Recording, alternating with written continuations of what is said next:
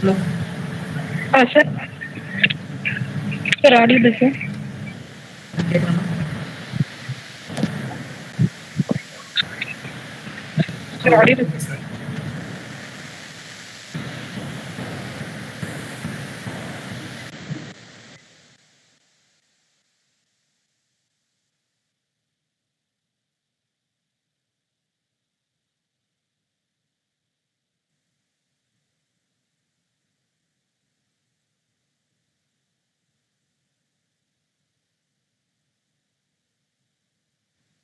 Sir hello sir.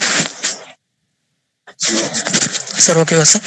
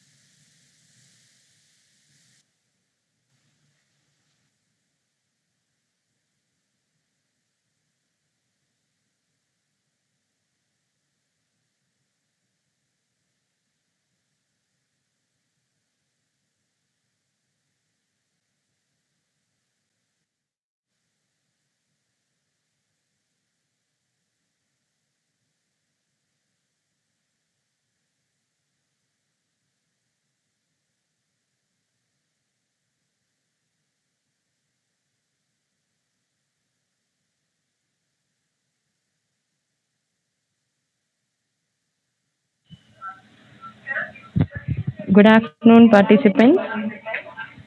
Kindly everyone mute your audio and video.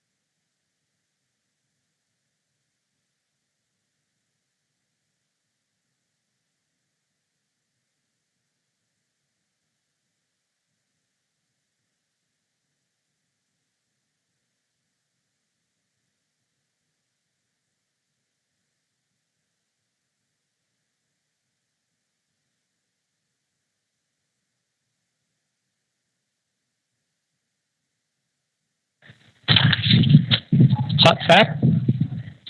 Sir?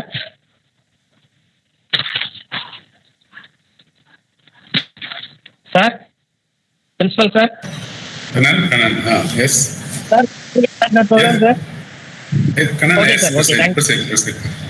Okay, sir. Okay.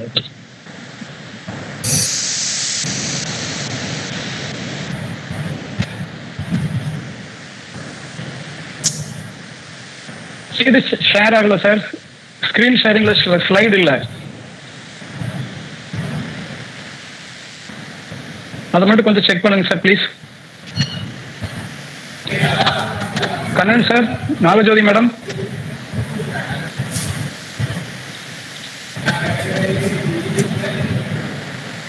Kannan sir. Hello.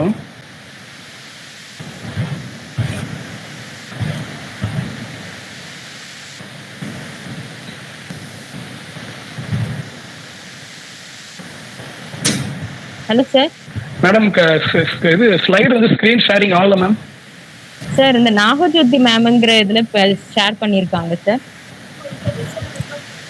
ஓ அப்படியே sir. Welcome address இதெல்லாம் முடிஞ்சதுக்கு அப்புறம் screen share பண்ணுவாங்க sir. Right ma'am. Okay, that's fine ma'am. Okay. Okay. Will start நவ sir. Please ma'am. Okay, thank you.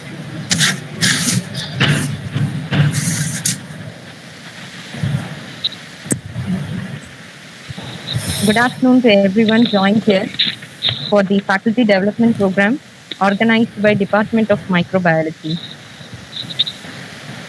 So to begin the Faculty Development Program, I request our HOD, Mr. Kannan sir, to welcome all.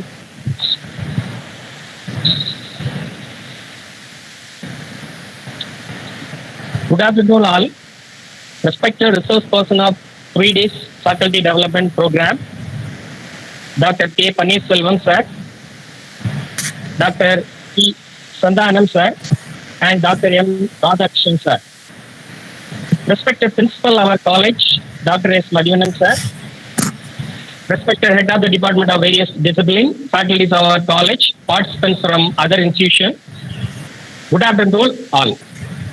It's my immense pleasure to give a cheerful welcome to our resource person of today's Faculty Development Program, Dr. K. Paneer Selvam sir, Professor and Head, PG and Research Department of Microbiology, MR Government Arts College, Mannargudi, accepted our invitation during this pandemic period to deliver a future progress speech on educators of higher education and physical, mental and intellectual responsibilities, a few current tidbits.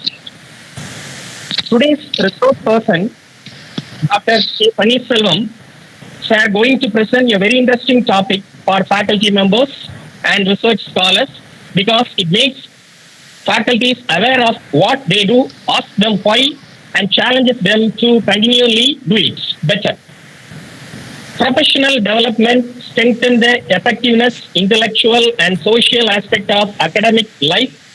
It improves the academic experience of institutions for faculty members and students' education. Education is not a filling of a pail, but a lighting of a fire. Our research person is a great academician and scientist.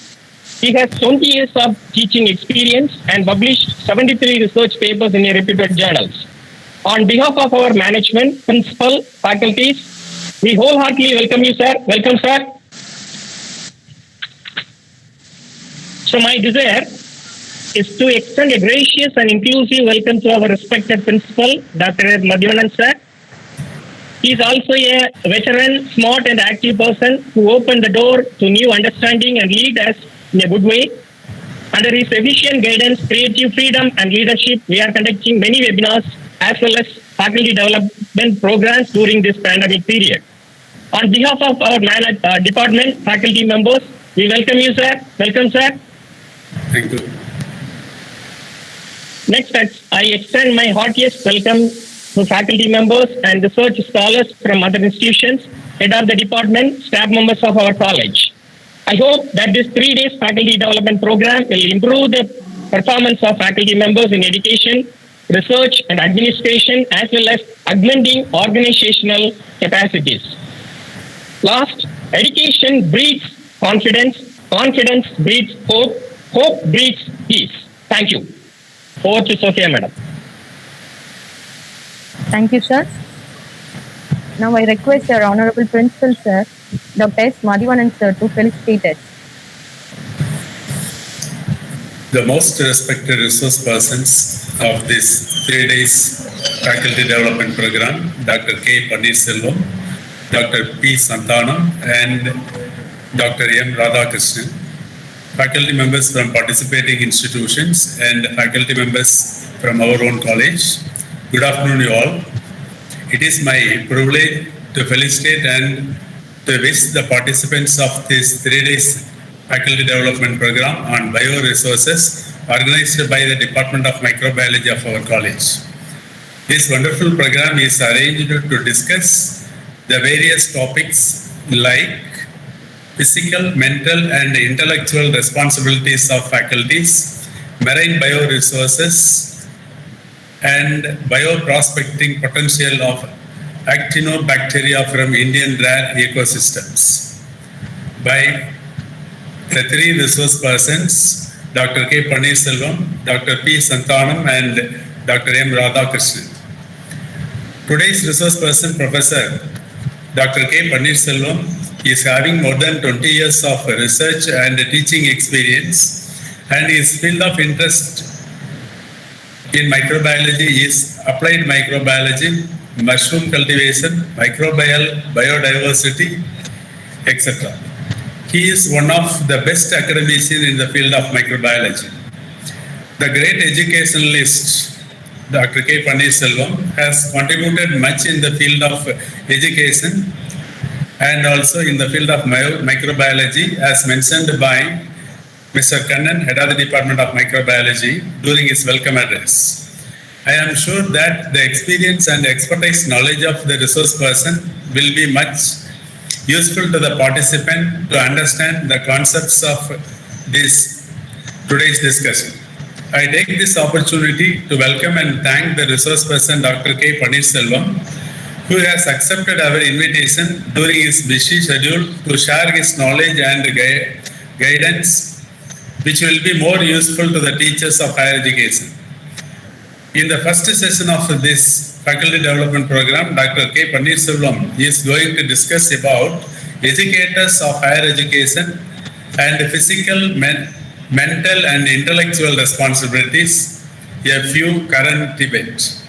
On behalf of our management and the faculty members of our college, I welcome all the active participants, and also I wish for the grand success of this faculty development program. During this session, our resource person will highlight the various aspects of physical, mental and intellectual responsibilities of the faculty members, particularly in higher education. I hope that this faculty development program will highly useful to teachers in higher education. The great educationalist Malcolm says, education is the passport to the future. For tomorrow belongs to those who prepare for it today. I am sure that this faculty development program will also reflect the thoughts of the scientist Malcolm. Finally, it is my duty to appreciate and congratulate the head and faculty members of the microbiology department of our college for organizing such a wonderful faculty development program for the benefit of the faculty members and scholars. Let me conclude by wishing that each one of you will carry back from here some wonderful thoughts that will flourish you in the galaxy of higher education. Good luck for you all. Wish you all the best. And once again, I thank you one and all. Thank you. Thank you, sir. This afternoon, I have the pleasure of introducing the resource person for today's session. He is Dr. K. Paneer Selvam, sir, Assistant Professor and Head, PG and Research Department of Microbiology, MR Government Arts College, Mannargudi. He has 20 years of research and teaching experience. He has completed his PG degree from PSG College of Arts and Science, Coimbatore, completed his PhD from Bharathidasan University. He has also qualified in the state-level eligibility test conducted in the year 2000. He has guided many projects and has worked as organizing secretary and convener for many seminars, workshops funded by DPT, UGC, ICMR and Tamil Nadu State Council for Higher Education. He has also published many books and manuals and chapters in edited books. He has published over 51 papers in peer-reviewed national and international journals. He has also presented more than 70 papers in conference, seminars, and symposia. He has also published articles in magazines, newspapers, etc. He has submitted nucleotide sequences to the GenBank too. We are fortunate enough to hear from you, sir. It's over to you, sir. The session is yours. Paneer Selvam, sir.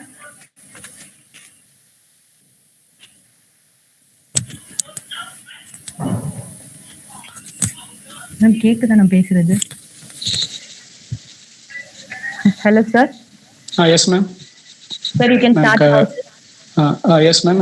Please share this slides, ma'am. Screen sharing is not available, ma'am. Please. Okay, sir. Okay, sir. And before that, thank you so much. Okay. At the very outset, I would like to convey my very humble greetings and respects to the chairman, vice chairman, and correspondent of KR Arts and Science College, Kovilpatti, for supporting this wonderful faculty development program. I also would like to take this opportunity to thank the organizing committee members, including the principal, Dr. S. Madhivanan, who is also the chief patron of this FDP, faculty development program, both for his nice words about everybody, as well as for supporting the departments for organizing such programs, which are the real-time needs. I also, thank you, sir. I also would like to thank and say my greetings to the head of the department, Dr. D. Kannan, who is the patron of this PDP. My greetings and respects to the organizing secretary, Mrs. K. Nagajodi, and other faculty members from the Department of Coordinators of this program, from the Department of Microbiology, for organizing this wonderful program, which would reach nook and corner through this real-time media, online media. Thank you so much. And I would like to say a few words about the faculty development program. I understand that this Department of Microbiology has organized the faculty development program on bioresources. When we listen to the term bioresources, it is something we would miss ourselves. We would ignore ourselves. We would miss ourselves. When we think about plants, animals, other prokaryotic organisms, including viruses, which neither fall under prokaryotes nor under eukaryotes, we very much miss human beings. In fact, we don't even include ourselves well within eukaryotes. But I strongly feel that we do come under bioresources. As far as bioresources, the term bioresources versus human beings concerned, I would feel that as long as we are physically, mentally, intellectually fit, intellectually healthy, I think we can do what we are meant for doing. That's what is my feeling. And that is why I felt under this, through this faculty development program, we should discuss something which are not of the subjects of either biology or non-biology or anything, but about ourselves. And that is why I have given the physical, mental, and intellectual responsibilities of the higher education learners. And considering the wideness of the topic, I have limited myself to the, few important things. That is why it's given us a few current tidbits. Current tidbits, I do not know whether very much they are all current or real-time facts, what I'm going to share with all of you. Maybe recent, but not very old informations. And probably some of the participants might think that this physical, intellectual, mental, it's all common facts, and what is there to learn or develop through faculty development programs. But I would like to very sincerely tell them that it is not like yesterday's coffee, morning coffee, or this day's morning coffee, or tomorrow's morning coffee. It is this time's coffee, or this time's meal, or this time freshness. I would say. Yesterday I was healthy mentally, physically, intellectually, and today I'm not, or probably tomorrow I will not be, is not the thing that is expected by, even by our own self as well as by the society.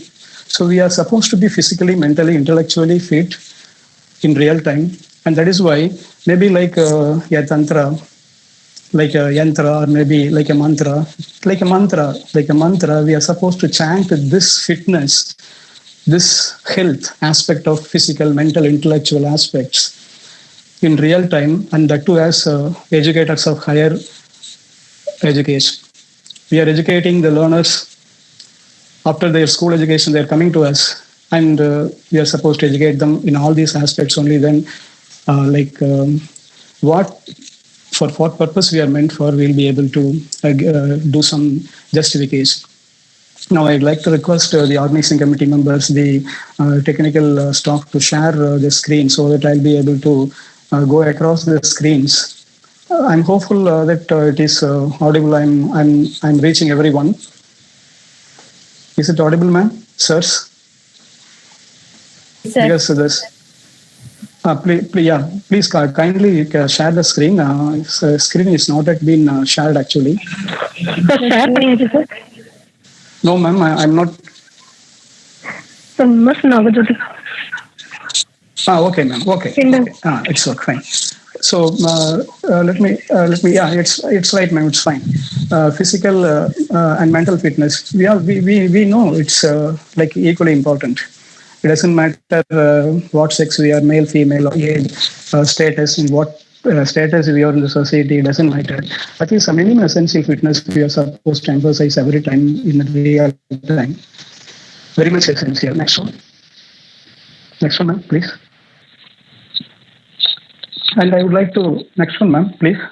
I would like to connect the participants with some of the research papers on physical as well as mental fitness. There are, ma'am, next slide, ma'am.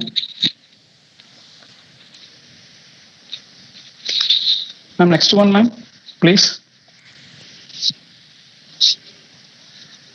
Ma'am, is it audible? Am I reaching you? Yes, sir. Yes, sir. It's audible, sir.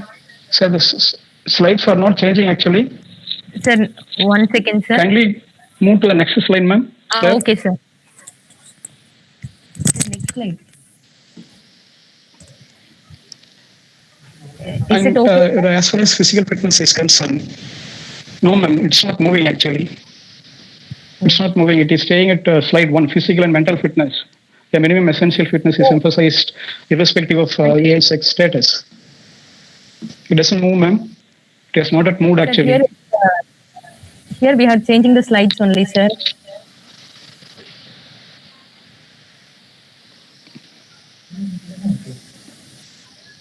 Levels of physical fitness, the slide showing.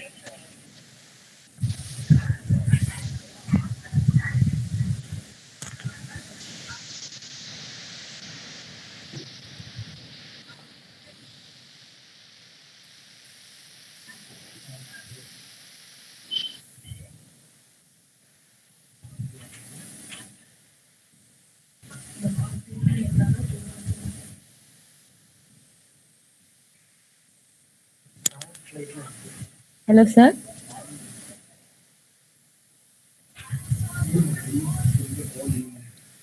Sir, Dr. Paneer Selvam, sir. Sir. Hello, sir. Paneer Selvam, sir. Paneer Selvam, sir. Somebody is presenting. Paneer Selvam, sir.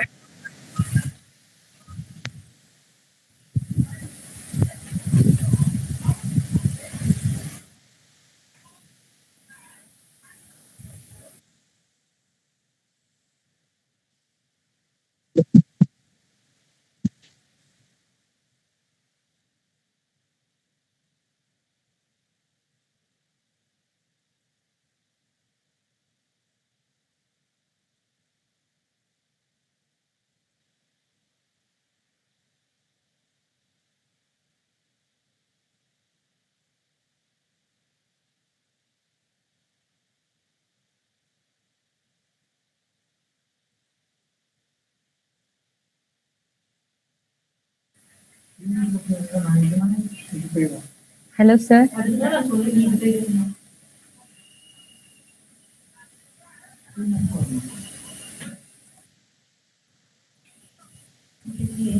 The slide. So is it okay, sir?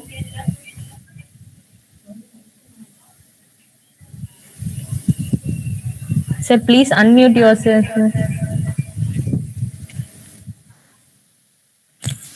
Ma'am உங்களோட disconnect ஆயிருக்கு ma'am. உங்களோட வந்து பின் பண்றதுக்கு வந்துட்டு இங்க option இல்ல. ஓ sir, நான் K Nagajothi, miss K நாகஜோதிங்கிறவங்க தான் சார் ஸ்டார்ட் பண்றாங்க. அதான் மேம் அவங்களோட வந்து இங்க டிஸ்பிளே ஆகல. டிஸ்பிளே ஆகலையா சார்? ஒரு நிமிஷம் மேம். ஓகே கொஞ்சம் கீழே போங்க sir.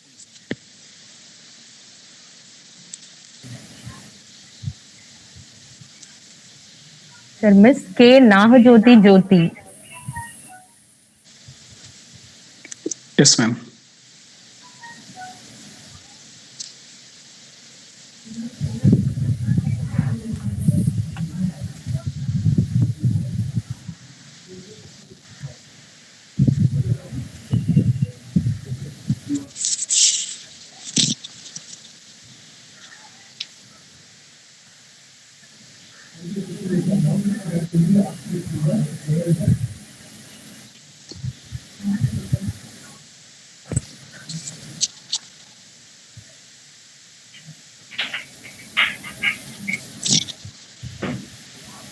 Hello sir. Hello ma'am. இப்போ Kovilpatti I have pinned it, ma'am. Okay sir. I have pinned it. So, dear participants, kindly excuse us for certain technical inconveniences. Like I would like to start with again the physical importance of physical fitness, and there are plenty of research articles available you would have come across, but here I just would like to have an induction of the importance of physical fitness. I have cited some of the research papers. There are research papers related to physical fitness, physical exercise in university, among university teachers, and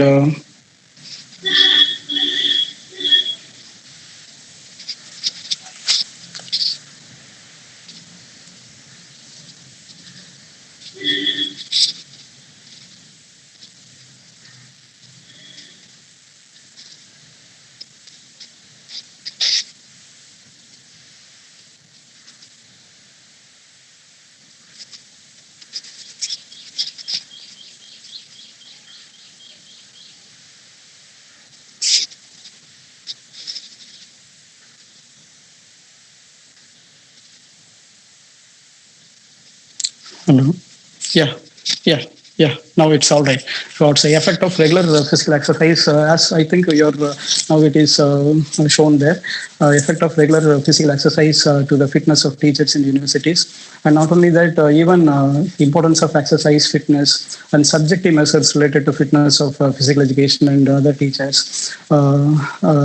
There are research articles available, and now through these research articles, I would like to insist that those who are in regular physical exercise, as well as those who are taking some subjective measures, because this physical fitness will vary from subject to subject, from one person to another person, from A to B. So here subjective measures, we have to look at ourselves very keenly, very clearly, so that we can understand which is fitting us, and those things will really work out.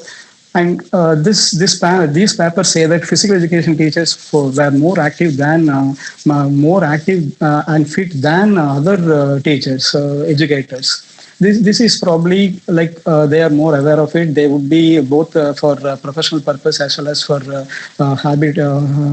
habituation. Like as a habit, they would be doing the physical fitness exercises, activities, involving in such activities regularly. And that is why their physical fitness is so good. So we, other teachers also, from other sectors also, are supposed to stick on to this. That is one aspect. Next, ma'am, please. Next, ma'am. Ma'am, next one. And again, oral health literacy. Like poor oral health care can result in poor overall health. This is kind of adage we can take it. How effective is our oral health is all about is very important. And again, as far as teachers are concerned, oral health is very important.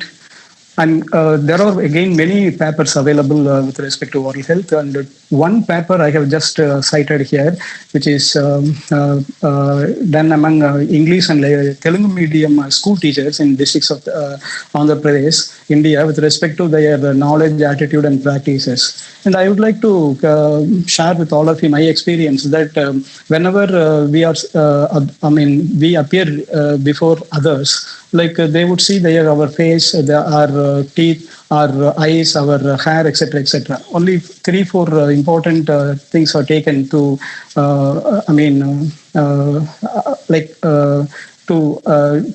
take the attention of others. So in that context, teeth is very important. Everybody knows, and not only that, this oral knowledge, oral practice, health practice is very much important. Continuously, we are supposed to practice, because particularly for language teachers, language it is everybody's act, of course. I don't mean alone.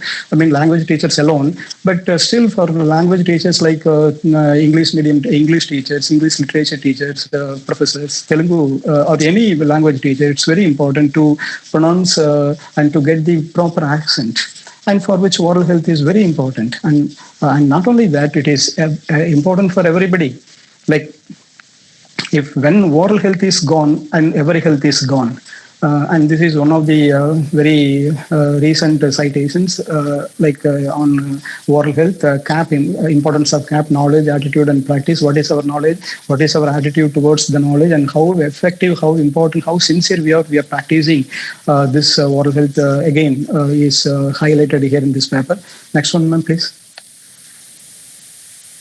And again, another thing everybody knows is the way overweight and obesity. There is a article from Kerala covering the college teachers of Kerala, which says that the main health issue faced by the college teachers of Kerala is this overweight and obesity. In fact, obesity, we all know that it is a global epidemic. Epidemic is something like a festival is coming and going every month, every year, every time, every season. We have been observing, we have been witnessing, experiencing. And in that context, this obesity is something very permanent. At least epidemic will come and go, but this obesity, overweight will stay forever. One person's entire life will go with it. So what is it we are supposed to do?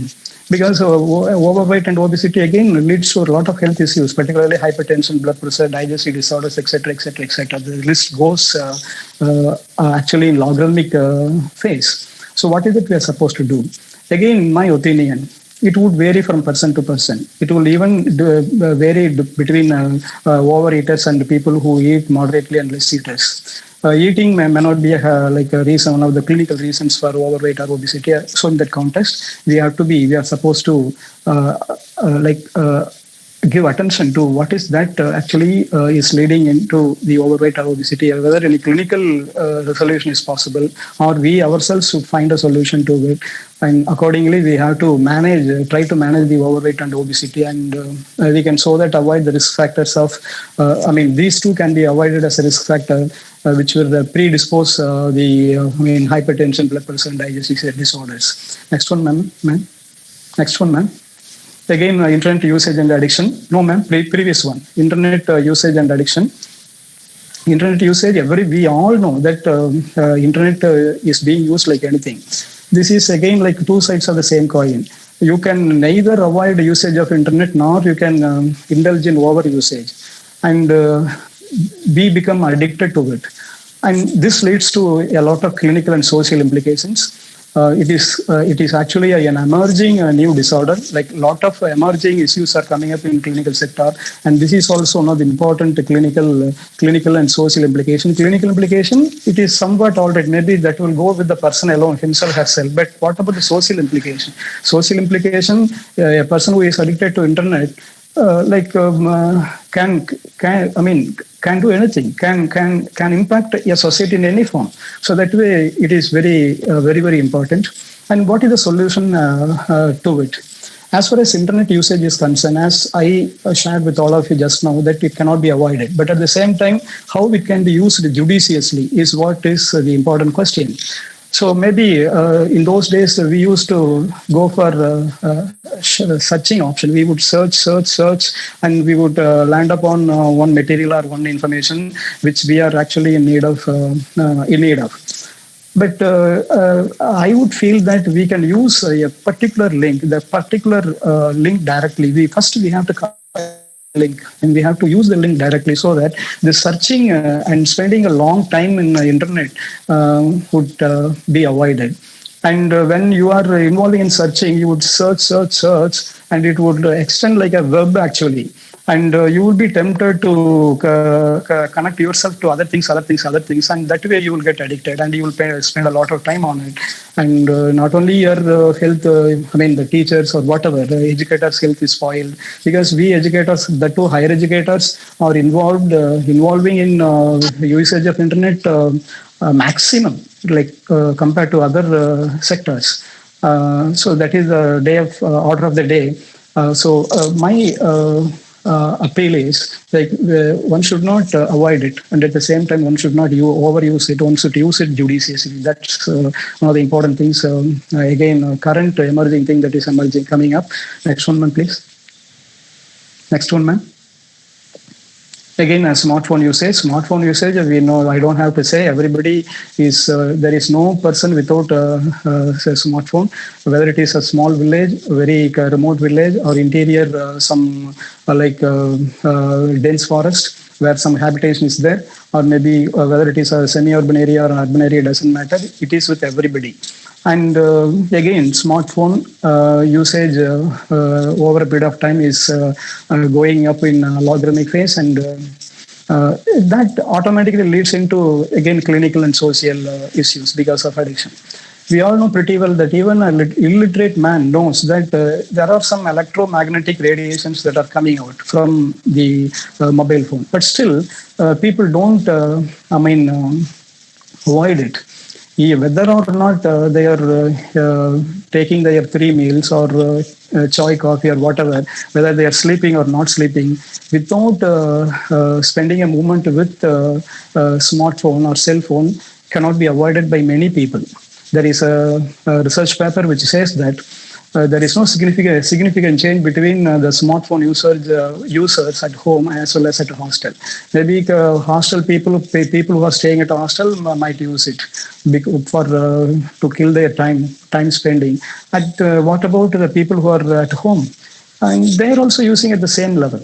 So extreme dependency of smartphone is something leading into health issues, both physiological and psychological. Physiological, psychological, both on a par with. Physiological, you have to run at one's direction, and psychological, you have to run at the other direction, and you will not know at which direction you will have to move, and you will get up,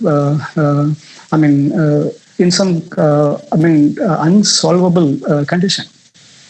So, in fact, the Oxford Dictionary, I think last year has included a new vocabulary called nomophobia. Many of you would have come across a person without nomophobia, no mobile phobia. Without a mobile, there will be a fear in people, among people. Such people are called or referred as people suffering from nomophobia. So let us check that, particularly educators. We educators check that. We don't use the smartphone excessively, and we use judiciously. Next one, ma'am. Next one, ma'am. Ma'am, please, next one. Ma'am. Ma'am, next one, ma'am. Hello. Madam. Madam, kindly move to the next slide, ma'am. Okay. Next slide, ma'am. Next slide. Ma'am, Is it from okay, sir? smartphone to usage. Next slide, ma'am. Smartphone. And teacher education program. The teacher education program.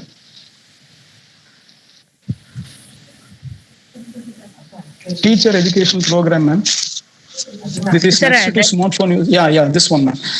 Okay. It's fine, ma'am. So there are two information through these information I just would like to share with all of you is that the importance of teacher education program and awareness program. Please move to the next one, ma'am. This is about teacher education program. Please move, ma'am. Please move to the next one. The movie. Ma'am, next one, ma'am.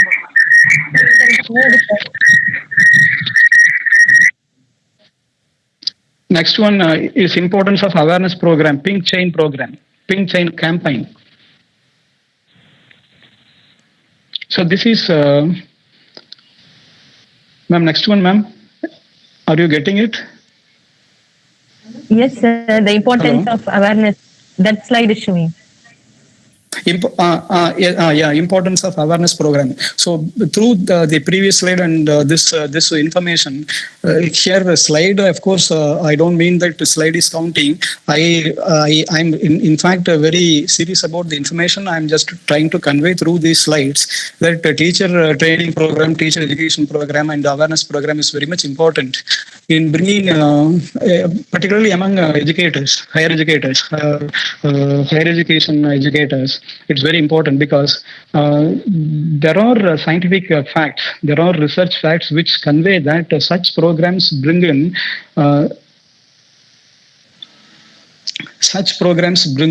some good awareness, and it makes people, educators, fit or well aware of the issues, clinical issues, psychological issues, etc., and so that they are able to avoid all such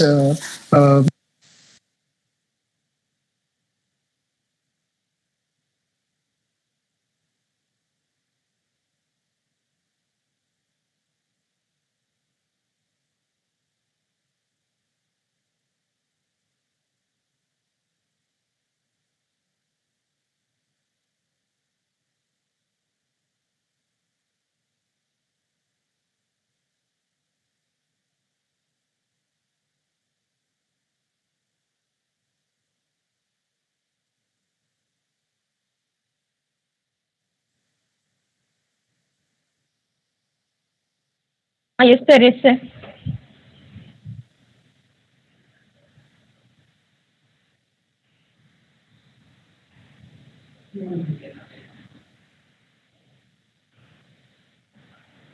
Participants, kindly wait for a few minutes. The resource person will join now.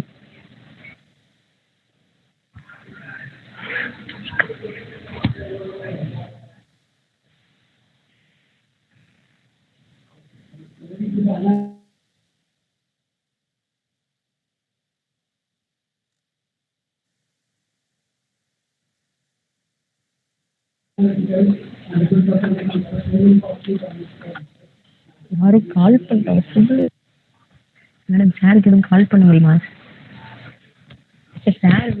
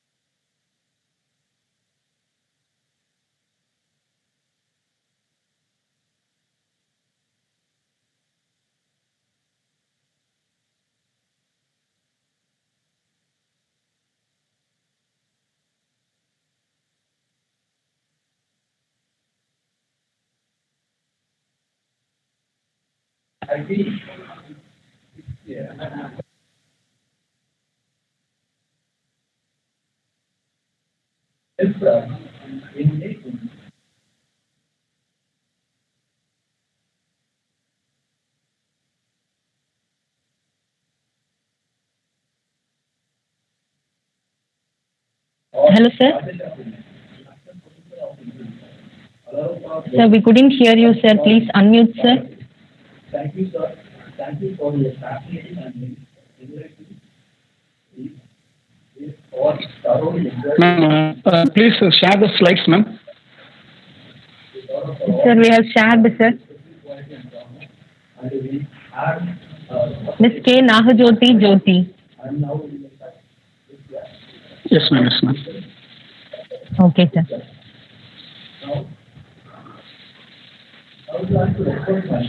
And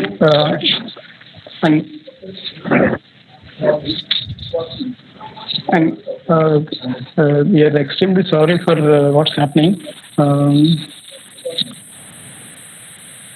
Madam, slide is not shared, ma'am. Sir. Sir, it's been shared, sir. It's not.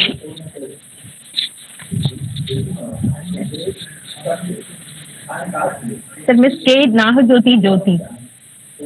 Actually, there are two numbers, ma'am. Two times. Second one I have pinned it, ma'am. Okay, ma'am. Second one I have pinned it now. Okay, sir.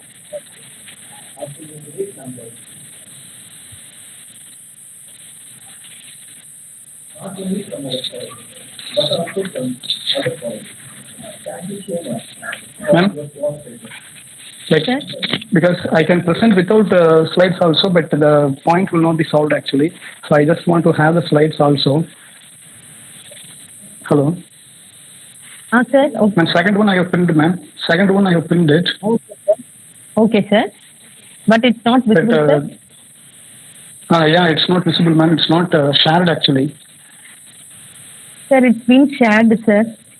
Miss K. Nahajoti Jyoti. Second one, sir. Right, ma'am. Yeah. Yes, ma'am. Okay, thank you. Please move to the next one, ma'am. I'll just Okay, spend half a minute for every next one, ma'am. Okay, sir. Is it okay, sir? Next. No, ma'am, it's not moving actually. Sir, actually, the slide is about levels of physical fitness. Sir? Levels of physical fitness, ma'am. Yes, that is the next slide. Okay, sir. Please So move that to the slide next is one, being ma'am. shared, sir. Levels of physical fitness is being shared, sir. Ma'am, it's not. It has not at moved, ma'am. Physical levels of physical fitness. That slide is only shared, sir. Ma'am. Sir, levels of physical fitness slide is only shared now, sir. Okay, ma'am, but it's not displayed here. Shall I talk, ma'am? Okay, sir. Yes, sir. You can proceed, sir. Yeah, I'm proceeding. Like I think participants will have are now seeing the another slide, levels of physical fitness, which I just would like to through all this information. I would like to insist that physical fitness. I mean, you will not be very obvious. It will start. It will look as if it is normal, and whether it is deterioration or moving to a good health, good fitness, it will be very slow. You cannot. It will not be obvious and overnight. Like yesterday you were ill, and tomorrow yesterday night you were ill, and tomorrow one is all right. Morning it's all right.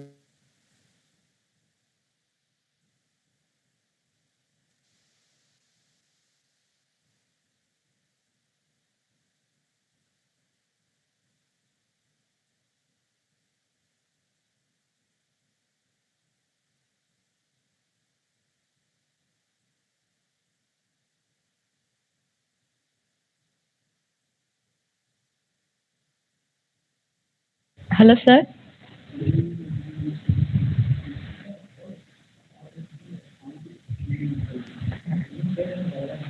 Sir, we couldn't hear you, sir.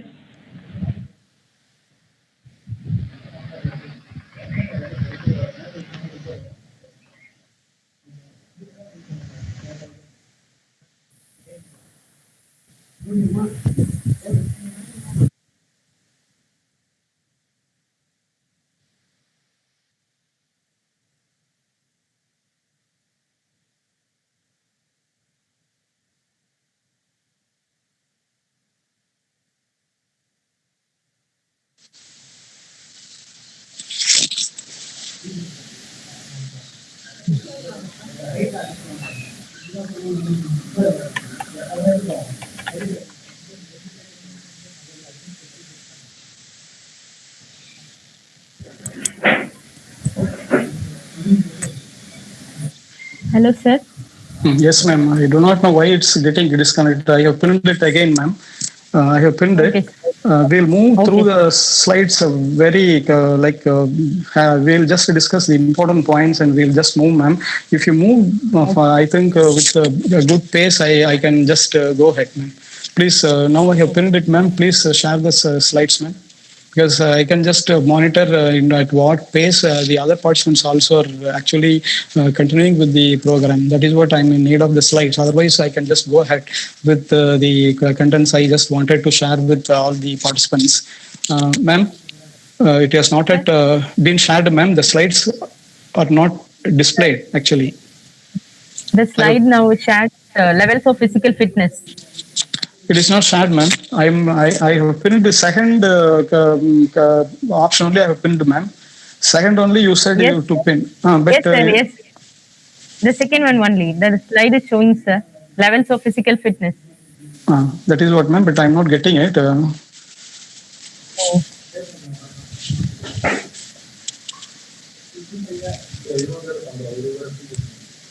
Sir, in the participants list, K. Nahajoti, it's the second one, sir. That is showing the presentation. But second one is not retrieving the presentation in mine, ma'am, actually. Second one, at least now, but second one is not. Okay, ma'am.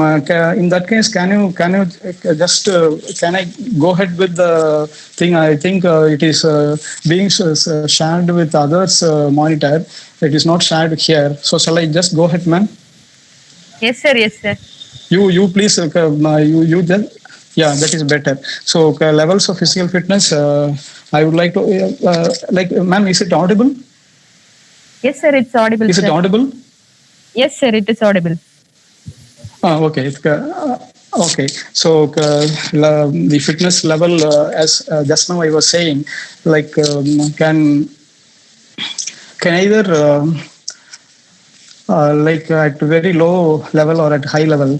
It would settle between low level and high level, not at a higher speed. Like yesterday, it was a deteriorated health, and today it is all right. It is not like that. It would move at a pace where one may not be able to identify, and that is why everyday's fitness, real-time fitness, is very much important, particularly for we educators. And in the current context. Next one, I just would like to next slide, ma'am. You please go ahead with you move to the next one. Physical fitness starts with the mental fitness. Physical fitness is all about with the mental fitness. How mentally we are fit actually.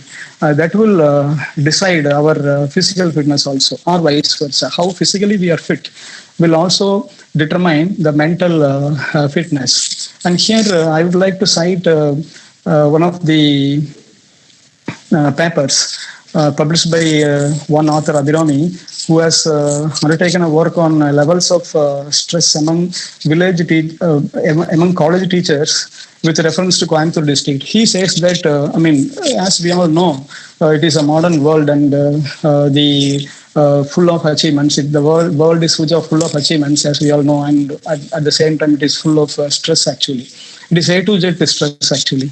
From everywhere, from A to Z, it is stress, and from everything, from 1 to 0, it is stress. From everybody, from home to office, public and other places, it is stress. And from spouse to children, parents, grandparents, and relatives, second set of relatives, or friends and office people, everywhere it is a risk. And again, the stress actually could either be a real stress or an imagined stress. That is also again very important.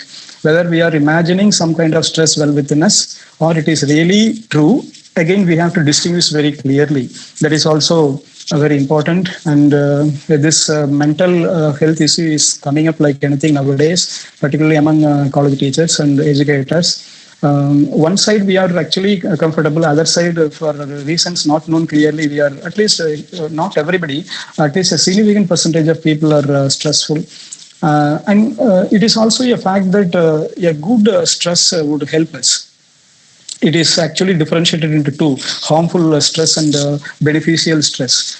it is good to have a beneficial stress. Maybe one can think as a higher educator, as a teacher, one can think that I should go and handle the classes excellently well today. That is something, a very good stress. Or maybe I have to go and meet all the requirements as expected by the principal or the other administrative people, whatever. So when that is the case, that is allowed. That kind of stress is allowed, but at the same time, harmful stress is very, very significant, important, and this will deteriorate physically as well as psychologically. That stress is referred as distress. So let us not be in a kind of distress. Distress is harmful, and that is very important. And again, please move to the next slide, ma'am, where there are papers which say that there is a significant relationship between job stress and mental health. Because of job, let us not be, let us check ourselves that we are not we are not stressful, but there are proved facts that the job of a person can put him under stress. So what is the possible solution to it? In my opinion, he or she should well know clearly that the nature of the job that he has undertaken, the responsibility that he has undertaken, and whatever the associated facts or associated targets or benchmarks that he or she is to get it done. Having understood that, they should go ahead with it, and they see that the goal is met. Our goal is, done somewhat to the requirement level, minimum requirement level. But at the same time, he or she is not accumulating any stress. That's very important. So that is one thing. There are, again, I just would like to highlight the fact of using mobile phone. Mobile phone usage leads to stress, sleep deterioration, and symptoms of depression among young adults. It is a prospective study that just I wanted to share with all of you. It is a prospective study in 2014, but now it has been concluded. And it says that high frequency of mobile phone usage will lead into psychological issues, mental issues. Dear participants, I would like to share with all of you the difference between mental and intellectual, or maybe brain. We use two terms, mental and brain, as well as psychological. They are all closely related terms, but they are distinguished terms. They are terms different actually. They are not one and the same. Brain is different. We know it is a physical entity, and it does some functions. It does very important functions in our body. Whereas mental or psychological is different. You cannot identify that. You can simply feel it, and you cannot identify like an organ. You cannot see like an organ like brain, heart, kidney, or any other organ of the body. So this is one difference we are supposed to understand. And here we are concerned about the health of the mind, mental or psychological, not of brain. Brain is something again physical. It comes under the physical fitness. So this research paper emphasizes that excessive usage of smartphone will lead into a lot of distress, lot of mental issues, and we have to check that we are using it judiciously. My very honest thinking is that if it is not possible by me, by us, by we educators, that to higher educators, higher education educators, then would it be by what? By whom? Would it be by whom? Who can do it? So I strongly feel that we can very well manage the mental unfitness, and we can see that it is fit actually. And again, what are all these? What kind of strategies that are shared by other researchers to just to manage the mental fitness is that coping up, just to cope up with coping strategies. Actually, it is called as in psychology. So what is coping up is that suppose in an office, in a department, in your institution, if there is a kind of stress that is coming well within you, you are subjected to, then probably you can subject yourself to some coping strategies. Maybe you can just discuss with one of your friends and you can just move out. You can just have a strolling well within the campus, or you can do such and such a thing so that the stress can be managed. Of course, this varies from person to person, sex to sex. Between male and female, it is varying. Between, among age group, it is varying. Depending upon the position, it is varying. What kind of stress that a peon or a watchman or a person at the office is facing, it will be different from the teaching faculty's stress. And the same thing will vary and we'll move to the next level at the administrators, maybe head of the institution or other administrators. So depending upon all these things, it will vary. We can have very suitable coping strategies so that the stress can be managed. So friends, I would like to share with all of you that though the next slide it is shown, hope you all are able to coming across the slides that are being shared, but here I'm not getting it due to some technical issues. Hopeful that at least the audio is I'm audible to you.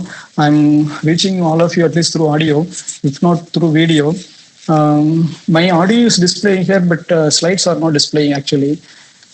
So friends, let us all know that we higher education learners, educators know that actually probably could be even a repetition, sedentary lifestyle and unhealthy diet, lack of exercise and stress mismanagement or inattention to stress or the well-known causes of physical and mental health, both physical as well as mental health. We either handle the stress or we don't put any attention to the stress and we don't go for any coping strategies and try to come out of this issue. And dear participants, both very scholarly as well as elder, very young participants, I would like to conclude this particular aspect of mental fitness saying that we teachers, we college teachers, professors go and stand in front of a large group of gathering, sitting in front of us. And we are actually like a guru, we are standing in front of them. Our scriptures, the Hindu mythology believes that it is Mata, Pita, Guru, Deva. And we are placed at the third place next to the parents of the wards, our learners, our students. We are placed actually, and then comes only the Deva. But now actually people also say that the place of Guru, there are other gadgets like your WhatsApp, YouTube, video and other so many communication technology aspects are coming and they can fill up our space. But maybe to some extent it is possible, but not to all extents. Like I used to think, say very often that only from a light which is lit, you can light a lamp, not from a photo. Suppose if there is a lamp, a lit lamp of photograph or video, you cannot light a lamp and make it lit from using a video or a photograph. So something like that. Only from a lamp and another lamp can be can be given light, can be lit. So that is only possible. So something like that. Only we teachers, we higher education educators can give what exactly is needed to the educator, to the learners. And we cannot, we cannot be replaced by anything totally. Maybe we can have blended learning, flipped learning. These are the things that are coming up through the information and communication technology, ICT. But at the same time, a physical teacher cannot be physical, mental and intellectually composed composite teacher cannot be totally replaced with all these technologies. That is true. So we are, in fact, we are in a sense, in every sense, we can elevate ourselves to a level of guru. Friends, I also would like to share with all of you that When we go and stand in front of the students, we must check ourselves that whether we are teaching, whether we are standing in front of them, teaching them as a teacher or professor or as a guru. Now, if we feel ourselves, we practice ourselves that we stand before them as like a guru, it would be something beautiful. It would be, I think, would be the ultimate answer to our all mental stress, physical unfitness, as well as for superior intellectual ability. Definitely, as a guru, when we are standing before the educators, learners, I think it is something different from the vocabulary teacher, what a teacher does and what a teacher is expected to do. A guru can do so much to the learners. That is what is expected from the learners also, the young, energetic, very ebullient learners also. So let us, bear that in mind and let us go inside the classroom as a guru, not as a teacher, and let us seek a route for our own mental health through such a kind of practice. And now I would like to, ma'am, am I audible? Yes, sir. Yes, sir. You're audible, sir. Yes, ma'am.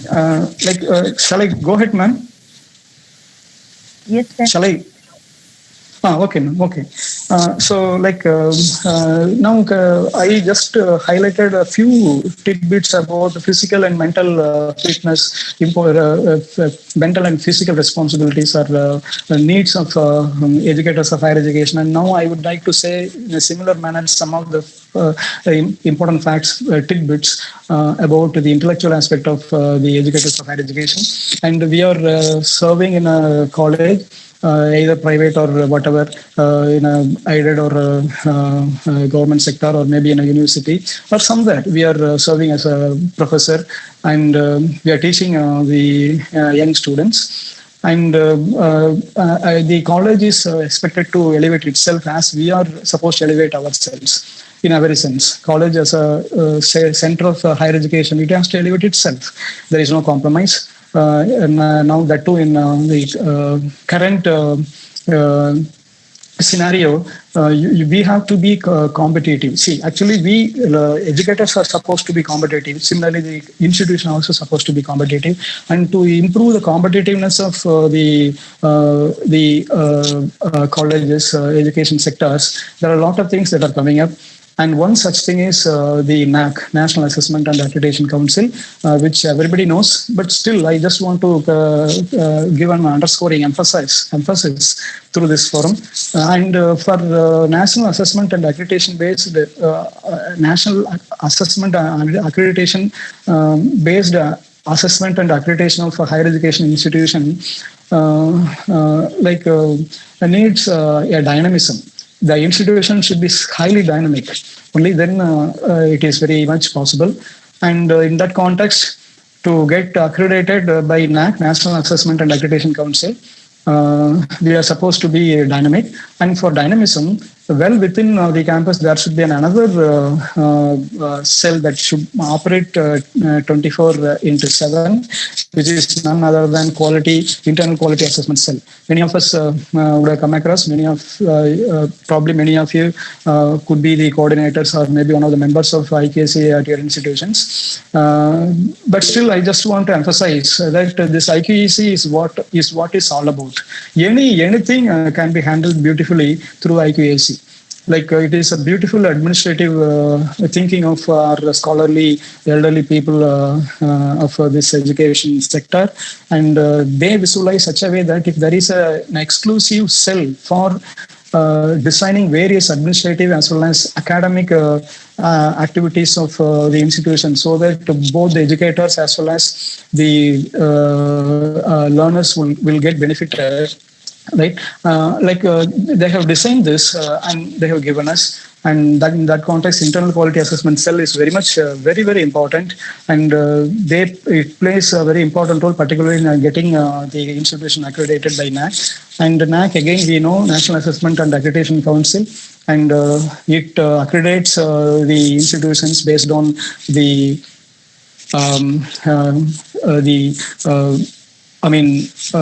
various strengths of the institution. What is the strength of the institution? What are all the other dynamisms of the institution taken into consideration, and is accrediting the institution at a 4-point scale. And that really helps the institution. The education institutions are benefited out of the NAAC accreditation, and we can understand our lacunae, the needs to be included. What are all the requirements of the educators? What are the requirements of the learners? What are all the other things that are to be brought in so that the institute would be dynamic? So that is given through NAAC. NAAC does only that. NAAC provides this, and it is a kind of very official guidance for us, so that all plus minus can be ensured. All plus can be implemented, all minus can be eliminated. So that is one of the important things of NAAC. So overall, it is assuring quality of higher education, and in higher education, quality means it is all about the learners, because learners are the stakeholders of the higher education. Without learners, there is no higher education, there is no institution, there is no college or university, whatever. So in that context, learners are very much important, and the quality of learners is very much important. Here, quality is defined by NAAC, or everybody, all scholarly people, as the intellectualism of the learners. It is not like their degree or whatever is not important here. To what extent they are intellectuals. Whether they are a graduate or a postgraduate doesn't matter. Whether he or she is an intellectual in the context with respect to several aspects of the learners. So that is what is ensured by the NAAC. And now NAAC is accrediting the institution based on revised accreditation framework. Earlier, before 2017, it was different. Now from 2017, particularly from 2020 onwards, again it has been revised, and based on that, it is being assessed, and based on the outcomes of the assessment, the institutes are accredited. And here, there are some benchmarks, and based on the benchmarks, the institutes are accredited at different levels, from D to A, A++, A+, etc. So we must understand that we are under the revised accreditation framework of assessment and accreditation by National Assessment and Accreditation Council, and this assessment earlier, before 2017, it was qualitative metrics based assessment, wherein only the peer team visit would be there after the submission of self-study report by the institution, and afterwards the institute will be graded, accredited accordingly. But now it is of quantitative, it is of data-based assessment. In everything, 100% quantitative, 100% ICT-based, information communication technology-based, and we are more actually becoming responsible in providing very clear-cut information about the institution, so that our institution can be graded at a higher level by National Assessment and Accreditation Council.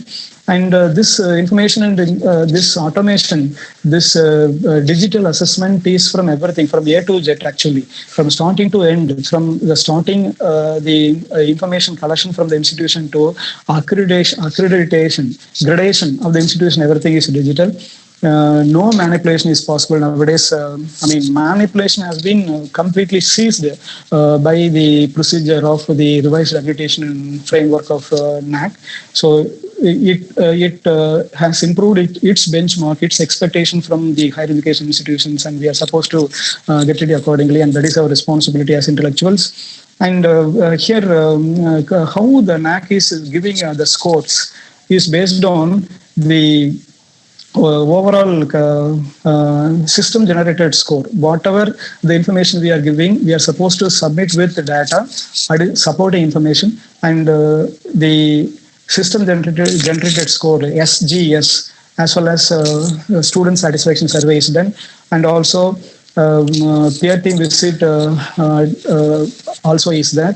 So maximum some 70% of information is confirmed by a system based on data. based on quantitative metrics, and only 30% is assessed by the peer team visit. And based on these two together, we are the institution is accredited. And the NAC is following 7 criteria for assessing the institution, starting from curricular aspects, teaching, learning, evaluation, research, innovation and extension, infrastructure and learning resources, student support and progress, and governance, leading and administration, management, and innovation and best practices.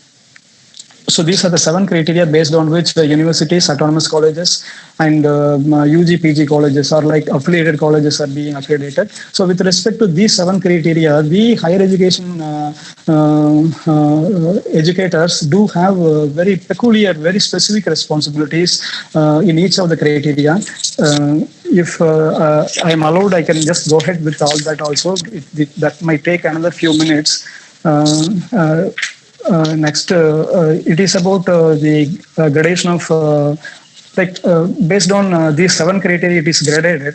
Institutions are graded between D and A++ with different CGPA, cumulative grade point averages. And as I just now told you, starting from A to gradation end, this NAC assessment and accreditation is through online. So first, the higher education institution is supposed to register, and this registration will pave a way for the submission of AQAR, Annual Quality Assurance Report. And this Annual Quality Assurance Report is to be submitted by the institute every year. And here, we educators do have a lot of responsibilities. We have to provide all the data. We have to provide some enriched data for each of the criterion. And wherever we can provide the data, we are supposed to provide, so that the final SSR, self-study report, will be shining. So that is the AQAR, and then followed by that IIQA submission, institutional information for quality assessment, that is to be submitted, and SSR submission. This we all know, self-study report submission, and SSR will be validated. And during SSR validation, there are 2 things taken into consideration. One is data validation, verification and validation, DVV.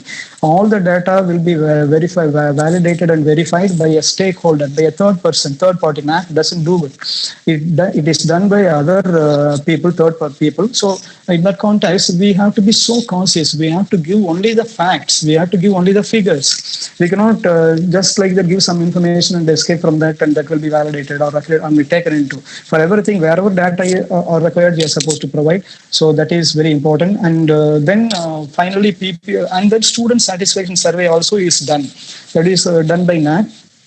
This student satisfaction survey will be done separately by NAC through a feedback system. That is also taken into consideration. And finally, peer team visit will be there, and qualitatively we will be assessed as usual. So some 70% of assessment is by quantitative data-based assessment, and some 30% through qualitative, through the assessment, through verification, confirmation, physical verification and confirmation by the peer team to the institution. So this is the online workflow of National Assessment Accreditation Council's accreditation process, and accordingly we are supposed to get ready.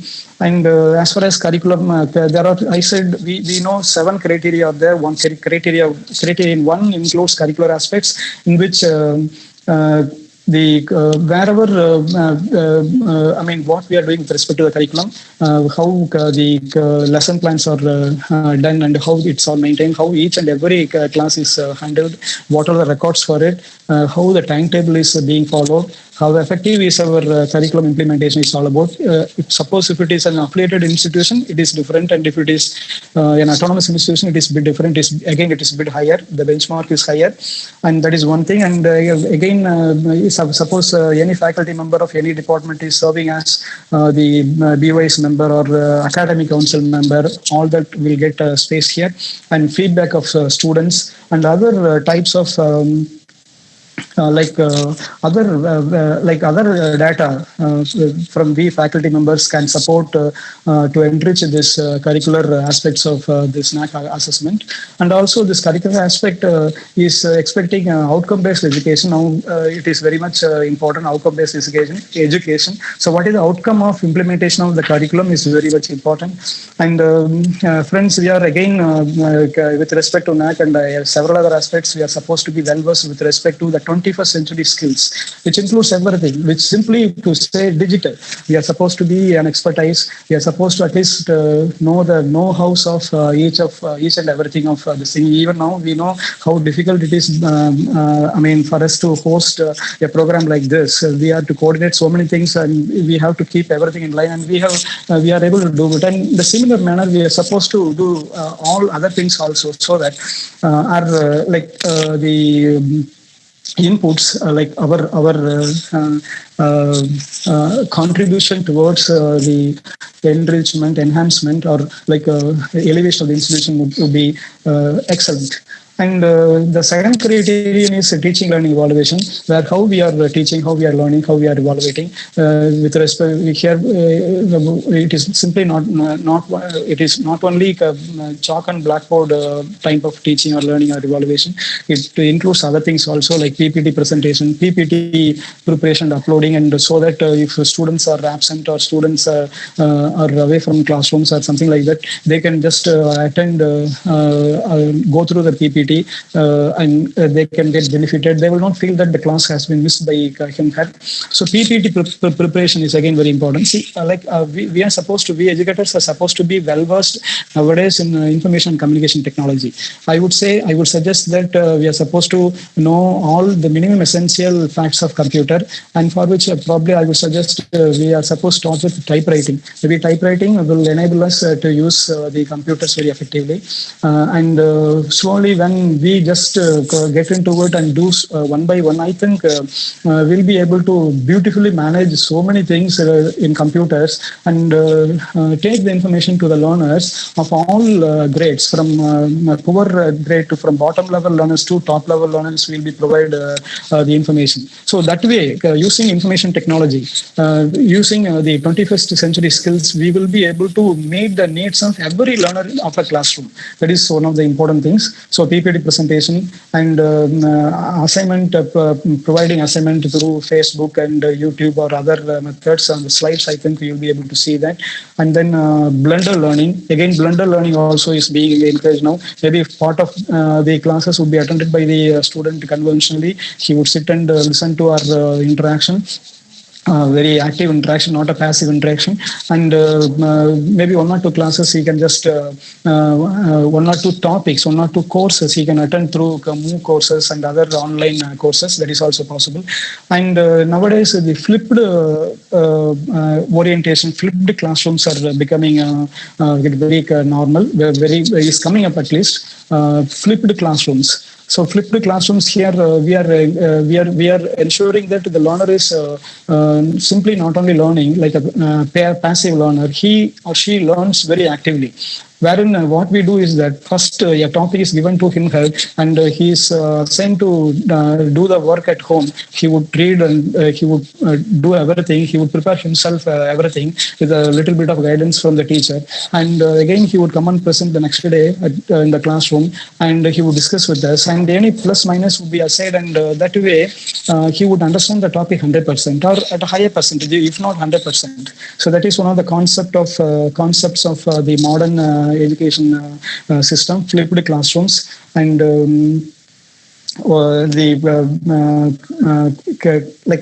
we have online classes.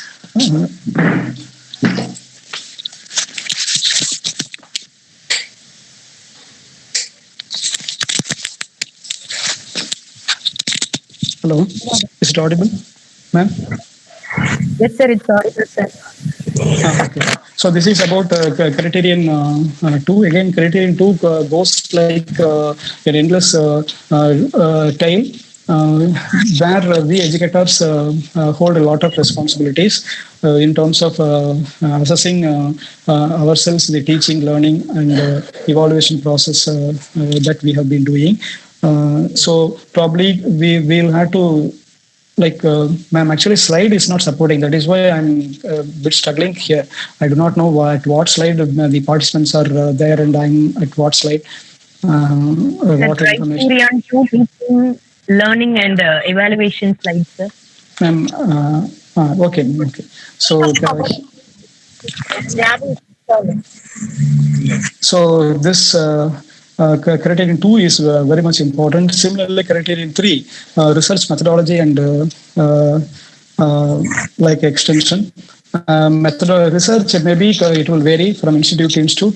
Autonomous institutions, it is different, and in affiliated institutions it is different, and universities it is different. Exclusively universities focus on research components, so they have an advantage. Ma'am, hello. Hello. Sir, சொல்லுங்க sir. நான் பண்ணலாம்ல ma'am, continue பண்ணலாம்ல?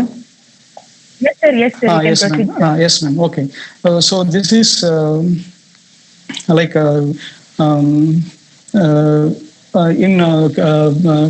what is the research aspect that we are contributing, faculty members? What is our research intellectual responsibility? Like to what extent we are contributing? The level of contribution by faculty members will vary. That is what I was about to say. Like whether the staff educator is from an autonomous college or an aided college or from university, etc., it will vary. So from wherever we are, it doesn't matter. In whichever the department we are working, private sector or government sector, it doesn't matter. We can reasonably contribute towards research, innovation and extension. So like paper publication. Paper publication is very much important. Nowadays, NAC is expecting paper publication from in journals of UGC, Care Listed journals, and Scopus Index journals, Science Index, SCI journals, Index journals, or PubMed journals, etc. So again, there will be a question: how, with little resources, one can involve in research activities or publications? This would be a very reasonable question among the educators. But I would say there are some alternatives, so that even from a remote institution, it is possible for us to involve in research or to submit research articles and get them published. Maybe one way by which every faculty can publish a paper is to write review papers. Anyway, we are teaching, and we are teaching PG students, and they are also doing some projects, and that is enough. And like a group project, it can be done so that we can publish some original articles, or research articles also we can publish. We will be in touch with the area of our interest, and so that we will really be competent to write a review article. So either, see, what I would like to emphasize here is that it is possible by us to submit research papers or even research projects. Only it is not that people from university or other places it is possible. We also can do it. And it all depends upon how we design, how we calculate everything, so that, we get it materialized. So my friends, I would like to just say that somehow we are supposed to publish papers and involve in research activities.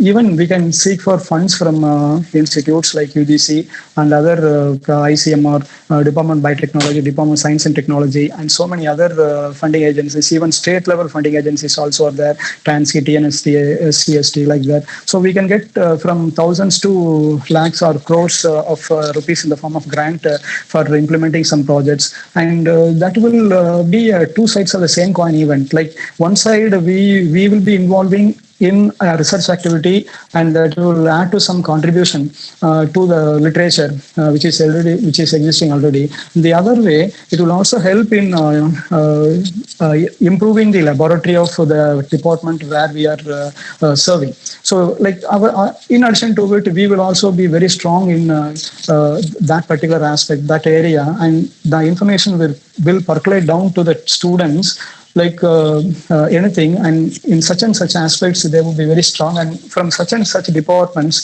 the students who are coming out would be really intellectuals. They will not be simply graduates or postgraduates. So that thing also there in doing some research projects, implementing some research projects by us in the department, from the department of the institution from where we are serving. So this is research aspect, and then we can also seek for some collaboration. Maybe you can just have some collaboration, individual collaboration. Well, within the institute, between two departments, you can have some collaboration. Between the department of your institute and between another department of another institution, you can have a collaboration. Or maybe between the institution and industry, you can have a collaboration. And for all these things, there is no barrier. It doesn't matter. Again, I would like to emphasize here, whether you are from an ordinary institution like a private institution or a aided institution. And this is all about research side and our responsibility. I just would like to highlight here that there is a responsibility with respect to this criterion of NAC, that we can do some publications, we can also do some some innovations, we can also implement some research projects, and we can also seek some collaborations with other institutes or other departments, so that this inter or some merged collaborative event of research would definitely pave way for generating some extra information. This is what I just would like to mean here as the responsibility of the educator of the higher education. And here again, criterion 4, this is mostly with respect to infrastructure facilities of the institution, where the library is one of the important infrastructure, e-books, e-journals, reference books, and other total number of books that are available with respect to that, and how far the library is making use of other resources to provide the required information both to the educators and the teachers is very important. This librarians are partly non-teaching people and partly teaching people, so they also have the responsibility of doing some work, doing some addition to the facilities of the institution where they are serving. This is one aspect. Then the next criterion is governance and administration and management. So how effective we are in using the ICT technology in the college, institution, department is very important. And through all these 7 criteria, friends, let us, we all know, I'm not saying anything here exclusively, but at the same time, I just would like to emphasize. I strongly feel that because I myself have underwent that in different forms, and that is the merit of saying something here by me, that it doesn't matter, an institution doesn't matter. We can do something with respect to research. So many things we can brought in, and only thing we have to have some time for it and some fitness for it, so that I feel that it can be materialized. And again, I just would like to highlight here the role of non-teaching faculty in NAC accreditation. NAC accreditation, again, equally depends upon not only the teaching faculty, non-teaching faculty of the institution also at the different levels. Here, administrative staff, secretarial staff, and other account staff, auditing staff, and the lab assistants, lab attenders. So many non-teaching faculties are there. They do have a lot of responsibility in meeting the requirements of NAS assessment and accreditation. And particularly with respect to the data maintenance, where All India Survey of Higher Education Institutions, National Institute of Ranking. Ma'am, hello. Shall I proceed, ma'am? Ma'am, shall I proceed? Madam, shall I proceed, ma'am? Sir? Yes, sir. Yes, sir. Okay. So, shall I conclude it, ma'am? Or for me, no problem. I do not know because conclude based on your presentation. Okay, sir. Please. So this again, I just would like to focus more on at least little about Swayam. Swayam is again an online, again a new portal for online courses, Swayam, NPTL. Regarding Swayam, NPTL, NPTEL, and so many other things, I just wanted to say, but the thing is not permitting me to just share with all those informations. And again, the importance of library. We institutes shall have some association with the university libraries, so that I feel that we can have more access to the information. There are very, very big libraries, central university libraries and the state university libraries. Our own, the institution. So, friends, I just would like to conclude with my... Sir, excuse me, ma'am. Ma'am, I just concluded. I just would like to inform this gathering, this online gathering, that it is what I'm trying to tell all of you is like two sides of the same coin. I meant by responsibility, physical, mental, intellectual responsibilities for the well-being of the educator himself, as well as for the learners, everybody. So it is like two sides of the same coin. When physical fitness and mental fitness go together, definitely there will be intellectual fitness, intellectual health. And that is our responsibility. When we have physically well fit, when we know our physical responsibility, mental responsibility, definitely we can understand the intellectual responsibility. And the society, the institution, the department, or maybe the reverse, department, institution, society is expecting so much from the educators. And by keeping ourselves fit, we'll keep not only ourselves fit, we'll keep our family fit, our society fit.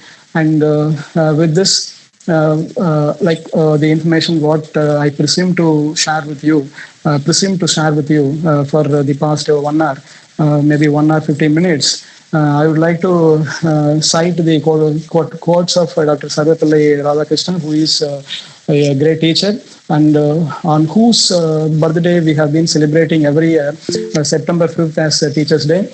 And he said that teachers should be the best. Teachers should have the best minds in the world, and we should not say that we know everything.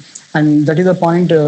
We stop learning. So let us always. I request all the participants, scholarly participants. In fact, I know that I'm very much aware that everybody is so scholarly for there with us now online. Let us like a mantra. Chant this every time that we are physically fit, intellectually fit. Physically fit, mentally fit, so that this intellectual fitness is provided to the society as an educator. And I would like to thank the institution, Department of Microbiology, the organizing committee, the principal, who is the chief patron, and the convener, the principal S. Madhivanan of the institution, and Professor, the head of the Department of Microbiology, Professor D. Kannan, the convener of the online faculty development program, and Mrs. K. Nagajodi, and other coordinators, faculty members of the department for organizing this wonderful faculty development program, and giving an avenue for sharing at least some of the points what we intended to share with everybody across. Thank you so much. Thank you so much. And I'm here very much waiting if there is any clarification from any participants. Thank you, sir. If there are any queries,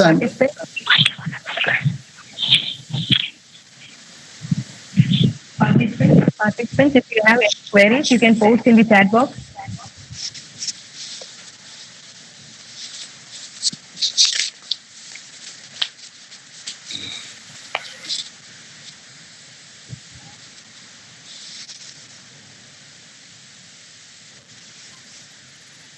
Excuse me, sir.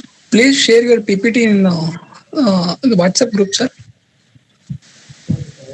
Yeah, I think they will. The department will share it, sir. We'll share it in the group, sir. Okay, ma'am. Okay, ma'am. Thank you. Thank you. Now I request Mrs. K. Nagajodi, Assistant Professor, to propose vote of thanks. Good evening to all. Saying thank you is more than good manner. It's a good spiritual day.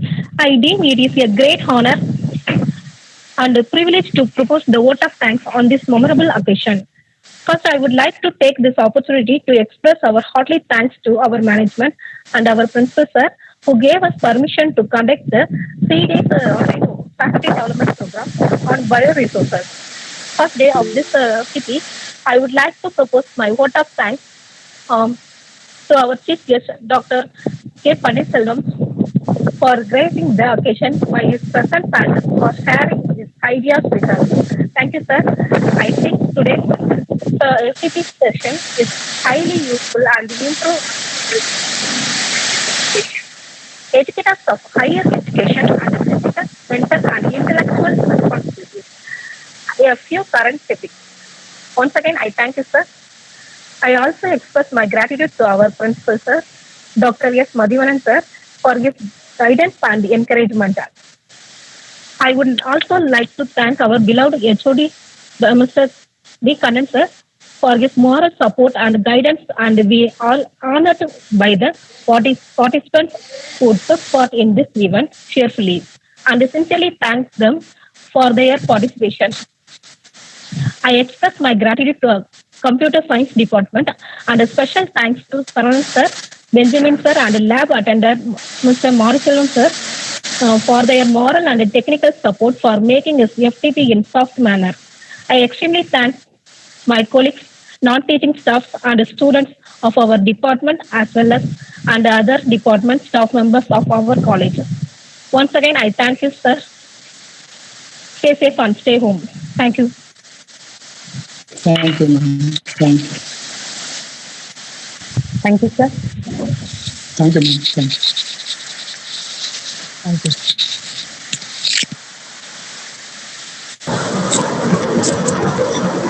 Participants, Yes. attendance link and feedback link will be posted in the chat box.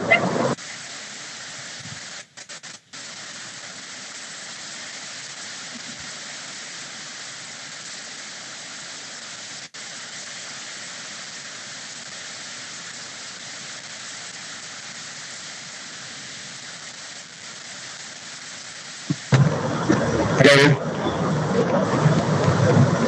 Dr. Paneer sir. Paneer sir. Hello.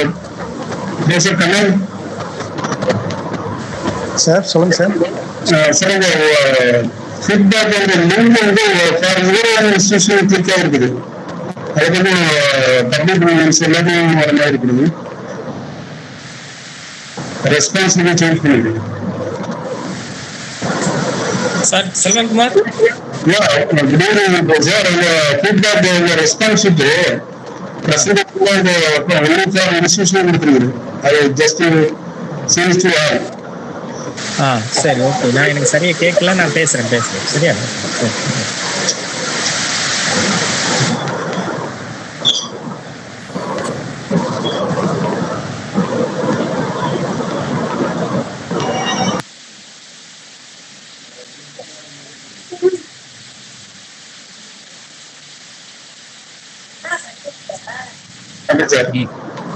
அந்த காமனா இது பண்ண feedback மாத்தி விட சொல்லுங்க.